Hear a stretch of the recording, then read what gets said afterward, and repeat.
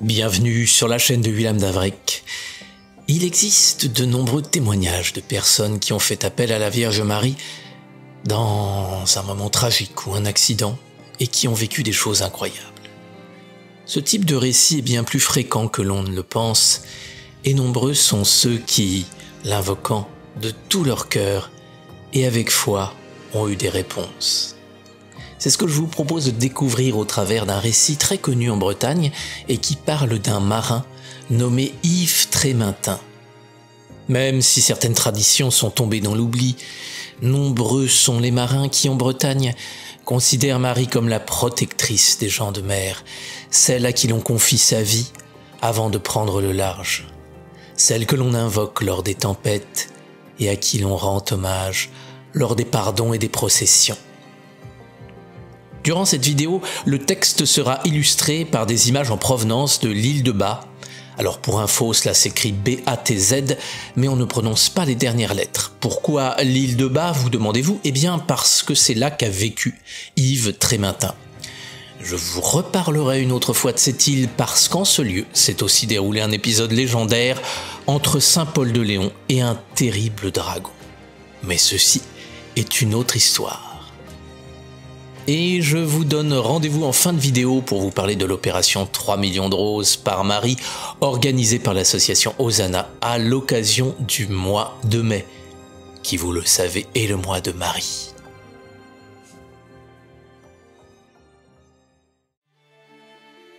Yves Trémintin est né en 1778 sur l'île de Bas, une petite île d'environ 3 km² battue par les vents au large du Finistère. Fils de marin, il embarque dès l'âge de 14 ans comme mousse. Ses formateurs sont des marins de l'Ancien Régime et de la Première République.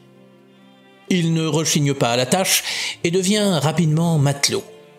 Il va vivre une expérience toutefois bien difficile en se faisant capturer par les Anglais et il restera emprisonné pendant près de 5 ans. Mais cela n'entame en rien sa passion pour la mer et il gravit les échelons à la seule force de sa bravoure. En 1821, la France s'allie avec le Royaume-Uni et l'Empire russe par le traité de Londres pour soutenir la Grèce qui cherche son indépendance après presque 4 siècles sous la domination de l'Empire ottoman. Yves Trémintin est affecté comme pilote côtier sur une frégate nommée la Magicienne. Il faut savoir que durant ce conflit, il y a de nombreux pirates et le navire d'Yves a pour mission de lutter contre ces derniers. C'est durant une opération militaire qu'un bateau pirate est capturé. Il se nomme Panayoti. Il faut ramener ce dernier à bon port et le bateau est confié au lieutenant Hippolyte Bisson, accompagné de 15 hommes dont fait partie Yves Trémintin. Cependant, le vent se lève, la mer se fâche, tout devient chaotique. Le Panayoti, qui devait rester sous la garde de la Magicienne, est séparé par la tempête. Tant bien que mal, le lieutenant Hippolyte Bisson et son équipage réussissent à jeter l'ancre près de l'île de Stampalia. Le seul souci est que le navire devient alors une cible facile. La nuit tombe, le silence est lourd, tout l'équipage est sous tension. Puis, des ombres surgissent. 2 embarcations rapides, silencieuses, se dirigent droit sur eux. Ce sont des pirates et ils sont bien décidés à récupérer le Panayoti. En peu de temps, le pont est envahi, les armes dégainées, le combat fait rage. Mais les pirates sont près de 140 alors que l'équipage français n'est que de 15 hommes. Et les brigands se rendent maîtres de l'embarcation. Bisson ordonne aux derniers marins qui sont encore vivants de se jeter à la mer à seule fin de raconter ce qui s'est produit s'ils échappent au danger. Yves Trémintin reste en compagnie de son supérieur et décide de lui rester fidèle jusqu'au bout. Le brave commandant Bisson, atteint de 2 coups de poignard au côté droit et perdant tout son sang, passe alors sur l'arrière du navire où toutes les poudres explosives avaient été disposées. « Lieutenant, comment on s'en débarrasse ?» demande Trémintin, les yeux fixés sur Bisson. « En les faisant sauter avec nous, Trémintin. Vous êtes avec moi ?» Pas une seconde d'hésitation, pas une protestation, juste un hochement de tête. La trappe de la soute à poudre est ouverte, Bisson y jette une torche enflammée, et avant que les flammes ne fassent leur œuvre, un dernier échange. Adieu, Trémintin. Au revoir, lieutenant. Nous nous retrouverons là-haut. Les derniers gestes d'Yves Trémintin sont simples. Il fait son signe de croix et pense alors avec une grande foi à la Vierge Marie, à qui il demande sa protection. Et soudain, une déflagration d'une violence inouïe. Tout explose, les corps sont projetés dans tous les sens, dans un terrible chaos. Et le silence retombe. Mais Trémintin n'est pas mort. Il est au fond de l'eau, cette eau salée qu'il connaît si bien. Immédiatement, il nage pour remonter à la surface. Il pousse, il lutte, il remonte. Quand il perce enfin la surface, l'air le gifle, salé et lourd. Il inspire comme un homme qui renaît. Autour de lui, la mer est encore agitée par l'explosion, le ciel est noir, profond, semé d'étoiles. Il sent alors une douleur terrible, son pied gauche est brisé. Il sait qu'il est condamné à mourir, noyé en peu de temps. Et là, juste là, debout, sur les vagues, il la voit. Une silhouette féminine, fine, paisible, drapée de lumière. Elle se tient droite sans vaciller au milieu de l'écume des débris. Il la reconnaît immédiatement. C'est la Vierge de Roscoff. Son visage est doux, ses traits familiers. Elle sourit, incline la tête. Sans savoir s'il entend vraiment ou si le message est directement dicté dans son esprit, la Vierge lui dit « Courage, Yves, tu reverras ton pays. Tu reverras la flèche du Cresquer et ta maison là-bas, sur l'île de Bas. » Puis, elle disparaît. J'ouvre une petite parenthèse si vous ne savez pas ce qu'est la flèche du Cresquer. Il s'agit de la tour de la chapelle Notre-Dame du Cresquer à Saint-Paul-de-Léon.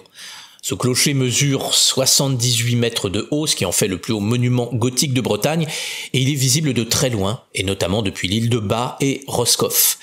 Et la flèche du Cresquer sert de repère visuel pour les navigateurs et les habitants de la région.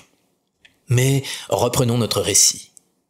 Yves Trémintin vient de voir la Vierge Marie et sent en son cœur que tout n'est pas perdu. Néanmoins, il est gravement blessé aux pieds et risque de se noyer à tout moment. À cet instant, l'improbable se produit. Un cordage lui frôle le visage. Il l'agrippe. Il se rend compte que ce bout de filin provient d'un des bateaux pirates qui n'a pas explosé et retourne tant bien que mal vers le rivage. Trémintin, tel un naufragé arraché des enfers, se laisse remorquer jusqu'à la côte. Les pirates, sans doute encore sous le choc du terrible événement qui venait de se produire, abandonnèrent précipitamment leur embarcation. Yves Trémintin parvient alors à se traîner sur la plage, où il demeure jusqu'au lever du jour, transi de froid et souffrant cruellement des blessures et des fortes contusions qu'il avait reçues. Dès l'aube, de nombreux habitants accoururent sur les lieux du drame. Ils entourent Yves et l'accueillent avec bienveillance. On le transporte dans une habitation voisine où il reçoit les premiers secours. Après bien des péripéties, il est finalement rapatrié en France et soigné à l'hôpital du Val-de-Grâce. Le roi Charles X en personne le décore de l'ordre royal de la Légion d'honneur. Par la suite, quand Yves peut enfin retourner sur sa bien-aimée île de Bas, il est accueilli comme un héros et tout le monde le félicite pour sa bravoure et son courage.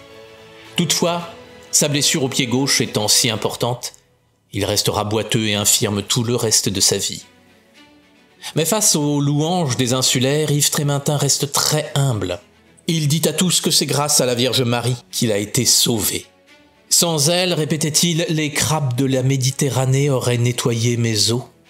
Ce à quoi on lui répondait en général, c'est une si grande sainte. S'il ne l'avait pas, les marins seraient comme des enfants sans mère. Trémintin va vivre sur son île jusqu'à sa mort, survenue subitement à 84 ans le 3 juin 1862. Il restera toujours fidèle et dévoué à la Vierge Marie. Il existe également une histoire amusante à propos de Trémintin et sa femme. Elle est relatée dans le livre La Terre du passé d'Anatole Lebras. Toutefois, je dois vous avertir qu'Anatole Lebras était un collecteur de traditions orales, de contes et de légendes bretonnes. Ce qui va suivre est donc plus un récit populaire qu'un fait historique, mais je ne peux résister à vous le raconter. Dans ce récit, Yves Trémintin est invité à Paris par le roi. Sa femme, surnommée Shaikh al-Laise, décide de l'accompagner. Elle n'a jamais quitté son île, mais elle a peur pour son mari. Alors elle s'habille comme pour Pâques, coiffe de lin, tablier à dentelle, châle brodé, et ils prennent la diligence. Alors arrivés aux Tuileries, c'est l'étonnement. Les courtisans sont curieux, amusés. Le couple attire les regards. Mais Shaikh n'est pas dupe. Elle sent les sourires en coin et n'apprécie guère la condescendance des Parisiens. Alors, agacée, elle tire doucement sur la vareuse de son mari. « Yvoun, deom darger » ce qui signifie « Yves, rentrons à la maison ». Les courtisans regardent alors le roi pour savoir ce qu'il va dire suite à cette phrase. Néanmoins, le roi n'a pas vraiment compris le breton de la femme de Trémintin. En entendant les mots « d'arguer », il pense qu'elle veut que son mari retourne à la guerre, alors il lui répond « Oui, oui, ma brave femme, soyez tranquille, on le renverra à la guerre. » Le quiproquo fait éclater Shaikh de rire.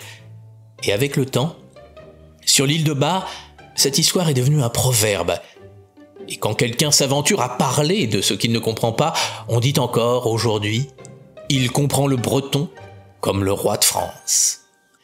Pour conclure cette vidéo, sachez que les personnes qui ont vécu des apparitions de la Vierge au cours d'événements tragiques sont plus nombreuses qu'on ne pense. Il y a de cela quelques années, j'avais publié une vidéo à propos d'une femme sergent-chef dans l'armée grecque qui, au cours d'un terrible accident d'hélicoptère, avait invoqué la Vierge Marie en pensant que ses derniers instants étaient arrivés. Et à sa grande surprise, la Vierge lui est apparue, l'a prise dans ses bras et l'a sauvée de la mort. Il est vrai que, dans les moments difficiles ou tragiques, nous avons plutôt tendance à nous laisser envahir par la peur et la panique. Mais ces histoires prouvent que si nous avons le réflexe de nous tourner vers le ciel avec la plus grande foi et de demander de l'aide avec la plus grande sincérité, il peut se produire quelque chose, j'en suis persuadé. Jésus n'a-t-il pas dit dans Matthieu « Va, qu'il soit fait selon ta foi » ? Le ciel ne peut rien si nous ne lui demandons pas de l'aide, et si nous avons une foi vacillante, alors il sera fait selon. Je vous souhaite le meilleur. Avant de finir, je voulais vous parler de la merveilleuse initiative de l'association Hosanna. En effet, durant le mois de mai, qui est le mois de Marie, l'association Hosanna a pour ambition de lui offrir 3 millions de roses. Et vous vous demandez, mais que sont ces roses ? Eh bien, ces roses, ce sont des dizaines de chapelets. Si vous souhaitez participer, c'est simple, je vous laisse en description un lien afin de vous rediriger sur l'application Rosario où vous vous engagez à prier une dizaine chaque jour pendant le mois de mai sur l'application Rosario. Alors, ça n'est pas possible si vous êtes sur un ordinateur fixe, malheureusement. Il vous faut un smartphone pour installer l'application Rosario. Pour rappel, et pour ceux qui ne le savent pas, Rosario, c'est une application mobile gratuite dédiée à la prière du chapelet. Elle est inspirée du concept du rosaire vivant qui a été fondé par Pauline Jaricot. Si vous ne connaissez pas ce concept, là aussi j'ai fait une vidéo qui en parle et je vous la laisserai aussi en description. En résumé, l'objectif c'est de faciliter et d'encourager la prière quotidienne du rosaire en groupe, même à distance, en créant une véritable communion de prière entre les utilisateurs. Si l'objectif est atteint, alors des dizaines de milliers de vraies roses seront offertes au sanctuaire Notre-Dame de Fatima pour matérialiser ce cadeau spirituel. Bravo encore à l'association Hosanna pour cette belle opération de prière mondiale. N'oubliez pas, toutes les références sont en description de la vidéo.